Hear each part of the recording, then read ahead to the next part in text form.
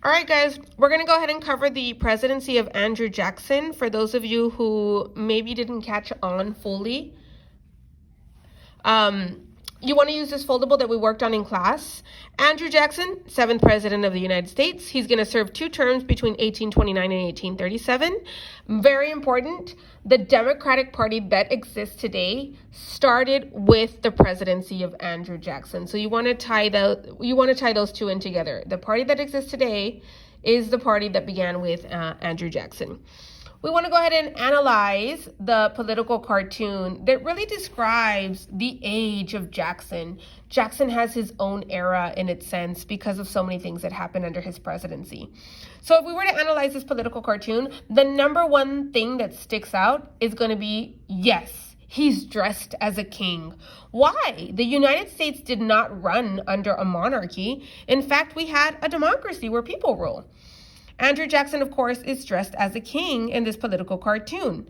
What do kings usually have? Absolute power. And what do they sometimes do with that power? Sometimes they abuse the power. Will Andrew Jackson abuse his power during his presidency? We shall see. If we go into detail, let's go ahead and analyze what he has in his hand. That's going to be a veto. What's a veto? Basically, when the president does not pass a bill that is put in through Congress. So Andrew Jackson is definitely going to use his veto powers. Another thing we noticed in this political cartoon was that he was stepping on the Constitution. What does this say? How does he feel about the Constitution? Obviously, not much respect. And the last thing, we know that he targeted the U.S. Bank. Moving on to the beginning. How does this story start? It starts out with the election of 1824. There are 4 people running for this presidential bid. If we take a look at the numbers, we know that Andrew Jackson won. He had most of the votes, but there's a problem. He did not have majority votes. And in a presidential election, a president has to come in with what we call majority votes, which is 52% of the vote or more. And in this case, we see the pie chart, he did not make it. And because of that, Congress is going to go ahead and decide who will become the next president. And this is where 2 gentlemen are going to get together and say, how can we rig this election? So we're going to see the corrupt bargain happen. What's a corrupt bargain? It was basically a bad deal, kind of like a deal that happens under the table, behind closed doors. Nobody's supposed to know about it. Who is it going to happen between? Mr. John Quincy Adams and Mr. Henry Clay. What is it going to be about? Basically, Henry Clay is going to say, I'm going to drop out of the race, and all of the people that supported me are going to support you, John Quincy. And if they do this, you will come in with the majority of the votes. What's in it for Clay, though? Let's go ahead and look at this chart right here. If we see there's a pattern here, Henry Clay went back, did his homework, and say, if I become Secretary of State, notice that every single Secretary of State since Washington took office has become President of the United States. So this is a way that Henry Clay guaranteed him becoming president. Does he become president? No. But anyway, this corrupt bargain leads to the support of Clay's people to vote for John Quincy Adams. And John Quincy Adams will become the 6th president of the United States. Who's going to be upset about this? Obviously, Andrew Jackson. He was supposed to take the election of 1824. So what does he do? Between 24 and 28, he's going to use these 4 years to go what we call try hard. Jackson is going to spend 4 years doing rallies, conventions, parades. He's going to do advertisements also. Because he's so upset about this corrupt bargain in 1824, he's going to come back strong. And he's going to target a certain audience, an audience that hadn't been targeted before, which is called the common man. What's a common man? Basically, people like me and you that have to wake up every day and go to work because we don't have millions of dollars in the bank. These are the common factory workers, farmers, those types of people. Obviously, Jackson will win the election of 1828, and he's going to do something that nobody had ever done before. What is that? He's going to throw a big shebang at the White House. So during Jackson's inauguration, which is that speech in which he takes office, he's going to invite everybody who had supported him during his campaign to come out and celebrate him and celebrate his win. And so 20,000 people end up showing up to the White House. And if we take a look at these visuals, it wasn't pretty nice, neat, and organized. It turns into kind of a big mess. Let's go ahead and open it up. Let's talk about Jacksonian democracy. Yes, we have democracy in the United States, but this Jacksonian democracy is all about the changes that happened during his presidency. Remember that a democracy is where people rule, people have the power. Starting out with number one and the most important, as the election of 1828 is about to happen, there is going to be a major shift or a major change in voting requirements. Prior to this, you needed to be white, you had to be a male, and you had to own property. And if you own property, what does that say about you? Probably you have some money, right? And this is Jackson's way of really trying to get rid of the elite, the rich, the wealthy, the educated running the government. He's trying to target the common man and let them have their turn at politics. And so the voting requirement is going to change. That property clause that says you have to have property in order to vote is going to be removed. And what effect could this have? Because you no longer needed property, because you just have to be white and you just have to be a male, it's going to increase that voting numbers. Voter participation is going to increase dramatically because of this. Spoil system. What's the spoil system? Basically, as Jackson's going to become president, he tells his supporters, if you vote for me, I'll go ahead and I'll give you a job once I become president. He thought that more common people should have jobs in politics or jobs within the government so that it could be fair enough for everyone. So the spoil system is where Jackson gave government jobs, appointments, to his supporters. What effect is this going to have? A lot of people are going to say that during Jackson's presidency, during his 2 terms, there was a lot of disqualified people working in the government. Why? If you think about it, he fired everybody and replaced them with common people. But what does the common or the average person really know about politics? That's a question you could answer on your own. Moving on to the National Bank, we know that Jackson is opposed to the National Bank, and so he's going to cancel the Second National Bank's charter, its permission. Why is he such against the bank? Again, the bank represents the rich, the wealthy, the educated. It was first put into place by the Federalist Party and Alexander Hamilton, and so this is his way to really do away with such things that these parties were going through. Moving on to the Indian Removal Act.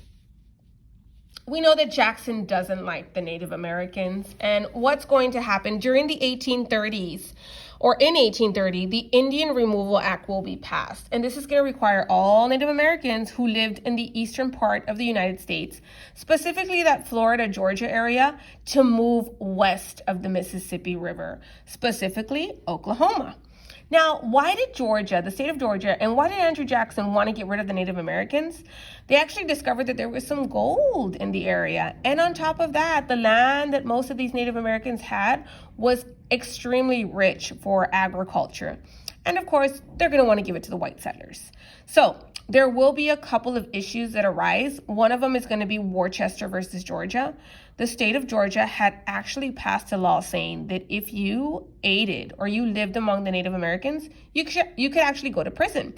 And that's what happened to one gentleman. He was a Christian missionary. He was living among the natives, and he was put in jail because of this. He actually ends up suing in the Supreme Court. He sues the state of Georgia. And so once the Supreme Court has a ruling, a decision, who was presiding over the case?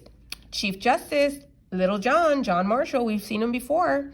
They actually ruled that the arrest was unconstitutional. They sided with the Native Americans. They also agreed that the Cherokees' natural rights were being violated. What are your natural rights? Unalienable rights, rights you're born with, life, liberty, the pursuit of happiness. And on top of that, they say that the Native Americans should be allowed to stay where they are. They should not be forced to move. Does Jackson care? Of course not. Jackson does not care about what the Supreme Court says. And so he did not obey this ruling. In fact, he violated directly the Constitution. He and the state of Georgia are still going to force those Native Americans out of their lands. And that is what we call today the Trail of Tears. The Cherokee were forced to move, not just any time of year. He waited until the end of the fall, into the winter, to relocate these Native Americans all the way to Oklahoma. And so a lot of people, men, women, children, are going to die, not only of the cold, hypothermia, starvation, weakness, and even diseases. There is a little map. Anytime, guys, you see a little map that has to do with the Native Americans moving them west of the Mississippi River, you always want to tie it into three important things. It's either going to be the Indian Removal Act, the Worcester versus Georgia, or the Trail of Tears. So that ends the issues with the Native Americans. Moving on to another issue in which Jackson is going to have to tackle, the Tariff of Abominations. 1828 is the year. If you were to see this in a trailer of a movie, what kind of movie do you think you're going to be watching? It's probably a scary movie. And so this is what some people thought about the Tariff of Abominations.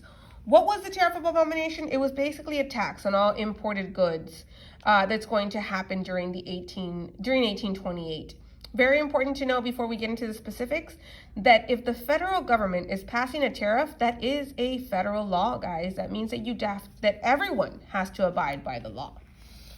So let's move into the details. Tariff of 1828 is passed. Why? Why all of a sudden we're passing this tariff? Well, there's a problem.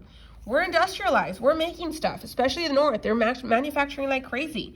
The problem is that they're not able to sell their goods. Why? Because it's actually still cheaper to buy goods from Great Britain than to buy within our own country. And so Andrew Jackson becomes the hero of the North and says, you know what? We're going to go ahead and pass a tariff. Anything coming in from another country is going to have to pay that extra money. And so it'll be cheaper to buy it from the United States instead of buying it from Great Britain if we put in that tariff. How does the North feel about this? They're like, good job, Jackson. That's the way to go. Really, really good. How does the South feel? What the hell? We can't do that. Boo. No, no, no. If we put in this tariff that does get put in, it's going to hurt our trading relationship with Great Britain. Because remember, the South is all about an agrarian society, all about agriculture. They sell most of their things to Great Britain. So it's definitely going to affect them. Now, who really represents the South? There's going to be one state that always comes to the South's rescue. That's going to be South Carolina. We're going to refer to South Carolina as the crybaby state. It's that little brother or that little sister that you have that every time they don't get what they want, they start holding their breath until they pass out. Yes, South Carolina, John C. Calhoun, who is the vice president at this time, is actually from South Carolina. And what they're going to say, South Carolina is going to say, hey, we are a state. And we're really going to question whether this tariff of abomination is constitutional. Can the federal government be passing such a law that will hurt us? Because we're a state, we're going to enact our state rights. And our state rights say that anytime we feel that there is an unconstitutional law, we don't have to follow it. So South Carolina is going to nullify. What does the word nullify mean? Basically cancel out that tariff. They're not going to pay that tariff. And so this brings up what we call the nullification crisis. It is the crisis in which South Carolina refused to pay the tariff and even threatened to secede the United States, the Union. They say, if you make us pay that tariff, we're going to go ahead and leave and become independent. Andrew Jackson is not having this. And if you've been paying attention, you know that Andrew Jackson gets what he wants when he wants. And so he's going to use his power to threaten South Carolina. He's going to put in a bill that says, if you don't want to pay the tax, I'll go ahead and send down the military to make you pay the tax. So the force bill allowed Jackson to use military force to enforce the tariff. But before there's any shots fired, before anybody goes to war and start taking out their guns and all this stuff, someone's going to come to the rescue. That great compromiser, Mr. Henry Clay, comes up with an agreement to kind of soothe tensions between the North and the South. But this will be only temporarily, because if we push the fast forward button 30 years, state rights, tariffs, and even slavery are going to be the reason that South Carolina no longer just threatens to leave the Union. They're actually going to do it. And that's what will lead us into the Civil War. So when you're thinking of the nullification crisis, guys, they're always going to be questioning one thing. Can a state overrule a federal law? Basically, the nullification crisis brought out the question, does the state have more power than the federal government? And this is kind of like saying you're the state, your parents are the federal government. At the end of the day, who has more power? Always the federal government. Hopefully this little tutorial helped you out, guys.